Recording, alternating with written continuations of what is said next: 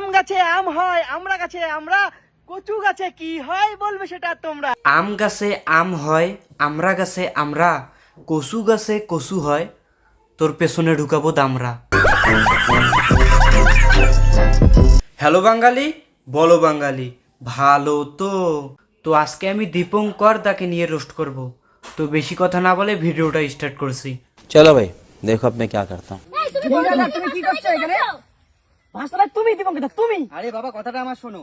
বৌদি বললো আমি একটু ফেমাস হতে চাই, আমাকে নিয়ে চলো তালতলা, না হলে কোনো খেজুর তলা। একদম, আজকাল কিছু মেয়েরা আর কিছু বৌদিরা শুধু বাসতলাতেই যাচ্ছে ফেমাস হতে। কেউ বাস ঝাড়ে যাচ্ছে তো কেউ ওয়েতে যাচ্ছে, কিন্তু এই দীপঙ্কর দা হলো মুন্নিদের দালাল। যেই মেয়েই তার কাছে যায় সেই মেয়েই ফেমাস হয়ে যায়।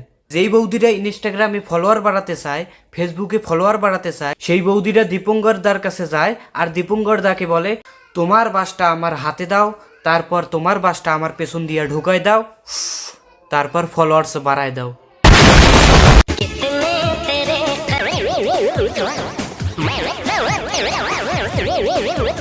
ইস কি অ্যাক্টিং রে ভাই, আজকেই প্রথম দেখলাম। ওই ডান্স স্টেপটার নাম হলো পায়ে আমার হাওয়াই চটি, পাবলিকে বুঝবে পেছনে ঘটি।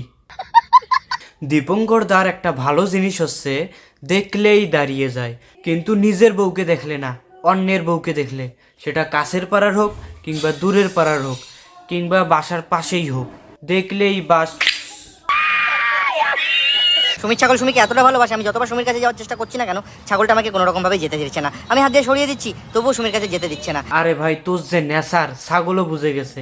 আর তুই কি শুধু বৌদির সাথে একাই একাই কুষ্টাকুষ্টি করবি নাকি রে ভাই? ছাগলেরও তো একটু ইচ্ছা থাকতেই পারে। কিন্তু আই হ্যাভ এ গভীর প্রশ্ন, যখন ছাগলকে দিদির সঙ্গে দেওয়া হবে তখন দিদি কি রকম চিৎকার করবে?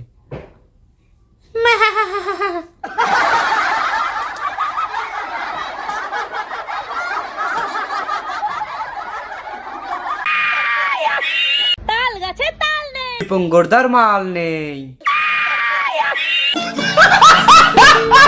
তো গাইজ আজকের ভিডিওটা এই পর্যন্ত, আর ভিডিওটা বেশি বড় করতেছি না।